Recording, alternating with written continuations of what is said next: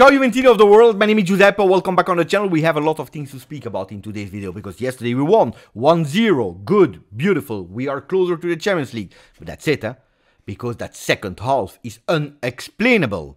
We need to understand what happened yesterday. That contrast between the first and the second half, 16% ball possession in the second half is absolutely not only unexplainable, but also unacceptable. We speak about all these kind of things for the post-game of Juve Fiorentina, the importance of the win, the how it came, but also if we have time also about the certainties of rumors. The ones that are saying that Thiago Motta certain to Juve, other certain Max Allegri will not be the coach towards the end of the season. So, maximum of like if you didn't yet, please subscribe to the channel. It's Monday, start of a new week. I know you have a lot of things to do, but if you have a second to support the channel, that would be just fantastic. Now we start. First we go towards the three front pages. Same words, same narrative, same pictures. The one of Federico Gatti on Tuttosport. Juve graffio champions, Juventus champions scratch. I will explain you in a second what it means. Gazzetta dello Sport, scatto felino. Feline run, Feline snap with Gatti, but also that Champions League logo. And also the same direction for Corriere dello Sport. Gatti da pelare. Guts to peel. Can we translate it literally? No, we can't, but they are also explaining how important that goal of Federico Gatti was yesterday because it brings us to 62 points. 3 points more than before playing against Fiorentina, which was unpredictable. We didn't know if we would have won. Why? Because football is unpredictable. You never know in football. One. Secondly, because we didn't know which Juventus would show up. Would it have been the Juventus that won against Lazio, that second half Juventus of Coppa Italia, or the one that lost against Lazio, especially that first half in Serie A against Lazio? Well, I tell you, I spoiled you already yesterday, and that's unexplainable. We saw both Juventus. We saw both Juventus. First half, second half, total disaster. But the three points, thanks to the goal of Gatti, by the way, fourth goal for a center-back, top 5 league's best center-backs in terms of goals, brings us to 62 points. 62 points that are 4 points more than Bologna that yesterday drew against Frosinone, more than Roma, that yes, they won, but we keep that distance of +7, and especially over Atalanta, +12 at the moment. They can recuperate against Fiorentina, going towards a -9. So, the 7 last games of Serie A, we can watch them from another perspective. We know that Juventus can win again, which in the last 9 games of Serie A, we only did it once at the 95th minute with a goal of Rugani, another defender. If we need to win in this moment, we have to accept the goals of the defenders. But it would be minimalistic to speak about the goal of Gatti only, to speak about that 1-0 only. To speak about that would be minimalistic because that would mean that we are just making abstraction of what we saw on the field. Yes, it's true. It's fresh air looking at the ranking because the 3 points were important. But we have to say also thank you to Szczesny.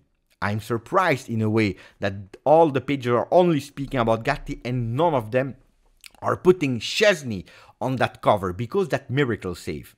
Save with 3 fingers. The 3 fingers that are putting that ball on the bar and probably keeping the 3 points in the home of Juve were fundamental. It is a miracle. We are speaking about an authentic miracle of Szczesny yesterday. And probably at that moment, Fiorentina would have deserved to draw. Probably they would even deserve to win. Not because of Fiorentina was fantastic Italiano ball. No. Because they played the same way in the first half and second half. The difference is, in the first half, Juventus wanted to play. In second half, we decided to invite them to play in our home, which is something that I asked in the pre-game not to do. It would be also reductive to speak only about the last second half, about the last 15 minutes, about Juventus only risking. Because when we analyze post-game, a lot of time we are going towards emotion. And what do bring emotion? Of course, it's the last part of the game. If you win, if you lose, if you saw beautiful tricks, if you saw disgusting things, this is what you, when you're hot, when you're full of emotion, analyze. But I want to speak about the 90 minutes, because speaking only about the last part, about that 60% ball possession, about that second half performance, would not go towards the question I have. How is it possible that we saw that contrast of Juventus? It's this, and I can't explain myself. Because I can understand that you want to defend the results, but not the way that we did, especially not after the first half. You know what I asked yesterday during halftime? I hope that the performance of the first half, I sincerely hope that people, the players, the coach, are not believing that we are winning 4-0. Because these 3 goals, they were cancelled. They were not valid, and we only go at locker room with 1-0 advantage. I hope that we don't believe that we already won the game. And probably that's what happened. I hope in another way that the goals that were cancelled, the brace to Dusan Vlahovic, don't put him nervous, because we know that this is still something that he needs to work on. Keeping in the game his focus, not being nervous for what is happening from internal or external factors.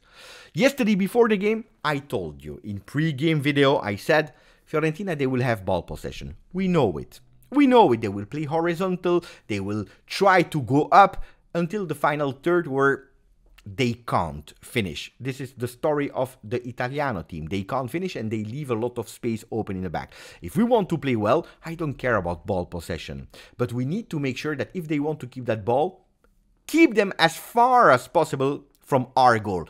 And actually that's what happened in the first half. Look at the first half. That was not perfect, because actually it's not 45 minutes where Juventus played well, but 30-35. And then it was already over because Fiorentina started to gain momentum towards the end of the first half.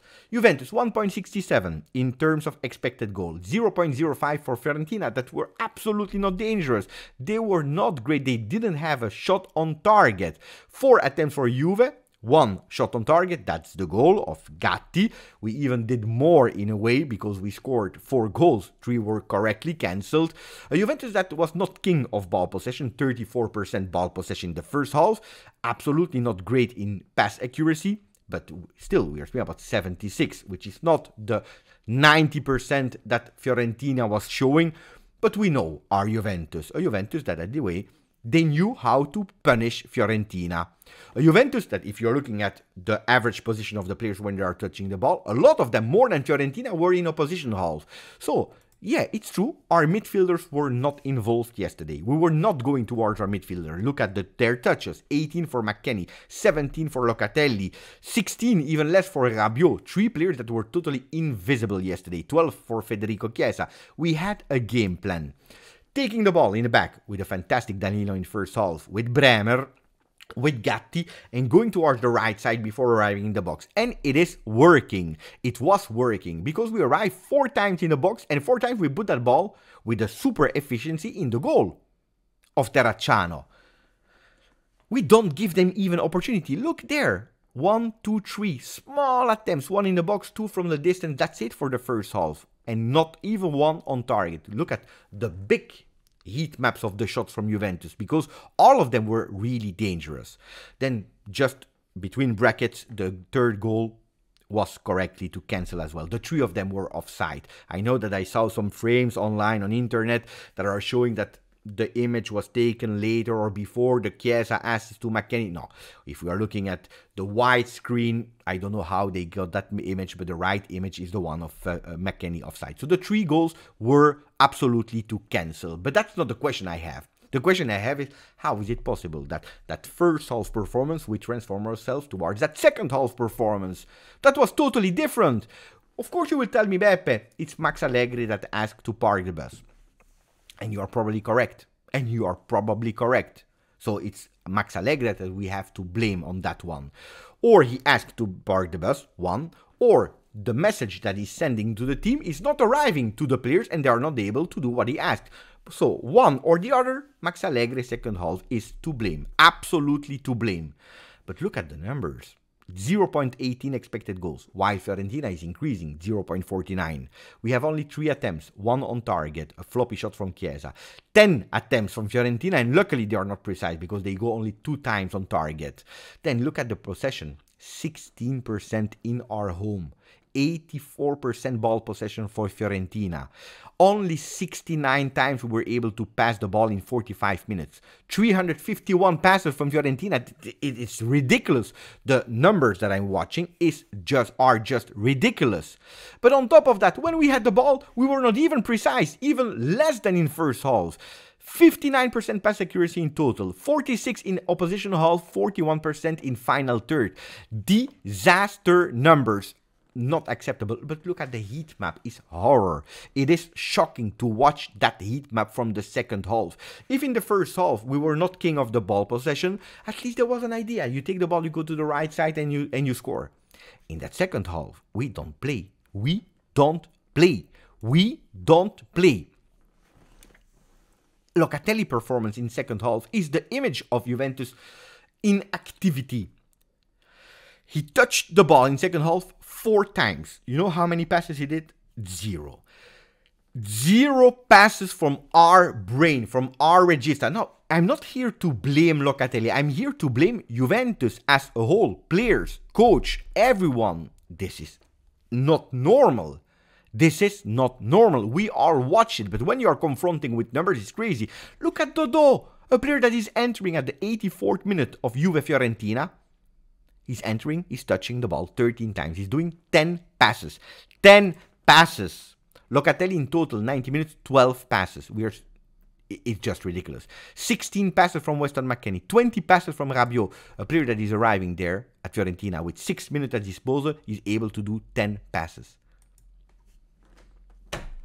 What happened yesterday?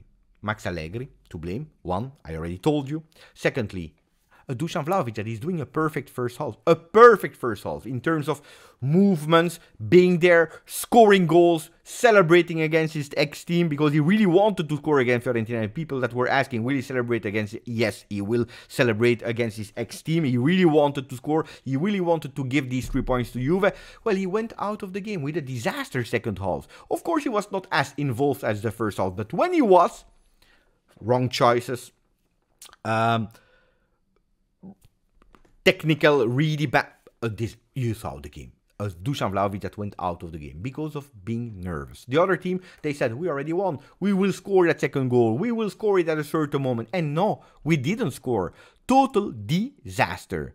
Danilo, perfect first half. And you know that I've been quite harsh on Danilo in the last weeks, in the last months. Well, yesterday he's doing a beautiful first half. Really beautiful. Then we change way.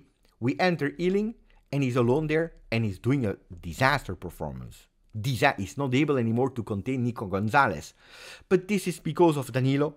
But this is also because of the way that we play. Because, of course, if you are inviting Fiorentina in your home, which we didn't do in the first half because we were higher on the pitch, but if you are all that low, of course, at a certain moment, they will have more attempts. Of course, they will have more possibilities. Of course, they will start to shot on target. Of course, we will lose focus because it's tough to play like that for 45 minutes. And you will be dribbled by. At a certain moment, it will be dribbled by. When you have a player that is going towards you and he has 3 attempts in an entire game, the percentages of succeeding are much higher than when you have a player that is coming 15, 20 times against you, because then you will flop at a certain moment. Look at Fiorentina, the shots from everywhere in second half, because we asked them to do so. Then there is one thing that I don't want to blame to Max Allegri, is the management of that last second. I blamed Allegri for the game. I blamed Allegri for the way that we played. So don't tell me, Beppe, you defend Allegri. There is one thing that I don't agree with what I'm reading online, is that 93rd minute management with Yildiz, that is receiving that ball, about to go for a counter-attack. It's the 93rd minute. We are suffering so much. Max Allegri is screaming, yelling, telling him to go to the corner kick. And he doesn't. A lot of people are mocking, are angry, are saying, look at Max Allegri, it's not correct, it's not normal, why are you asking that? We need to go for that second goal. And now, guys, at the 93rd minute, I watched the best players of the world going towards the corner kick. I watched the best teams ever going towards the corner kick. I watched the best coaches ever asking to go towards the corner kick. At that moment, when you're suffering, when you have that ball, and when you risk so much, at the 93rd minute, you go to the corner kick. There is absolutely no shame to defend a result, to not risk anymore, because I already experienced it. I don't know if you remember the game. Paulo Dybala, 92nd minute of a Lazio. It was against Lazio, I remember well. He's going with a counter-attack. He's not going to protect that ball. We lose it and they draw. And they draw in the last minute. It was over. The game was over.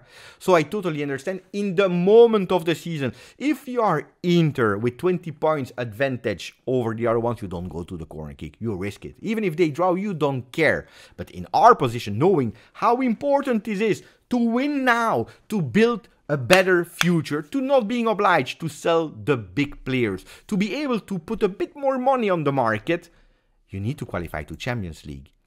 And that's where we arrive now to the news of yesterday. I don't know what will happen. I have no internal sources, I will not. But from what I read, Thiago Motta will arrive, Max Allegri will stop. It will cost us already a lot of money because you will have to dismiss Max Allegri. You need to, if you don't qualify, you can't perfect the team, improve the team for whoever coach will be there. Max Allegri, Thiago Motta, De Zerbi, Conte, whoever coach will. You can't, so you need to qualify. You need to protect that one. So on that one, I don't blame Allegri at all. But now, and that's the last part of the video, the sources. Daniele Longo, that is working for Calciomercato, but also for other papers, for other televisions. Yesterday, it's not covering Juventus, it's covering Calciomercato in general. He came out with the news, Thiago Motta ha un accordo di massimo con la Juventus. Thiago Motta has an agreement of principle with Juventus. Big one. A lot of people retweeted, spoke about it. A certainty. He's going without turns, without beautiful... That's certain, according to Daniele Longo. In Tuttosport today, they are saying, in Bologna, they are sure Thiago will go to Juve. So even when Tuttosport is reporting it, and it's coming from sources towards Bologna even, they are all sure that Thiago Motta will be the coach of Juventus. Will it happen or not? We will see. I think yes. I even think it's necessary to change coach at the end of the season. But we know that there is a big possibility. 2 years with an option for the third, according to the rumors. Thiago Motta that we need to qualify, and probably... Jokes aside, yesterday he did 0-0. Luckily for you, because Juventus needs to qualify to that Champions League. Otherwise, it will be difficult to have a Thiago Motta, Bologna in Champions, Juve not in Champions. Even Fabrizio Romano said yesterday in his podcast, here we go, he said Max Allegri expected to leave Juve. So if you have Romano, if you have Agresti that is repeating it every single day on his YouTube channel, Balzarini that is speaking about it, Daniele Longo that are saying Max Allegri will not be there because Thiago Motta will be the coach. Nico Schira yesterday on video said exactly the same. Guys, that battle against Allegri is over now. It's over now. It makes no sense to continue. We go until the end of the season hoping that we qualify to Champions League, supporting the team to qualify to Champions League, hoping to see that first half Juve, hoping to see that second half Juve from Lazio in Coppa Italia and not the other one. But the most important thing now is praying, hoping that we qualify to Champions League because it's super important. That's what I wanted to tell you. I hope you enjoyed that video. Maximum of like if you didn't yet. Please continue to subscribe to the channel. Grazie, forza, Juve.